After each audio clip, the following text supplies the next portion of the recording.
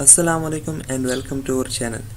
दोस्तों, आज मैं आपको बताऊंगा कि HTML कब बनाया गया था, HTML क्या होता है, HTML किस चीज़ के लिए यूज़ होता है और HTML की एब्रीविएशन क्या है।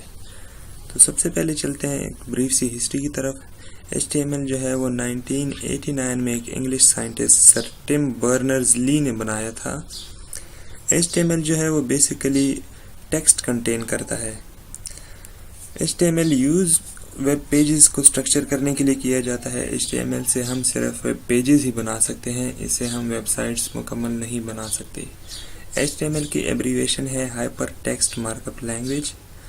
मार्कअप का मतलब ये है कि HTML जो आप उसमें डिक्लेयर करना चाहते हैं वो कैसे प्रेजेंट करेंगे आप। इसका मतलब ये नहीं है कि उसको कैसे प्रेजेंट किया जाए, इसका मतलब ये है कि आप उसको वो व्यूअर को कैसे प्रेजेंट होगा। तो ये थी एक ब्रीफ सी इंट्रोडक्शन HTML के बारे में।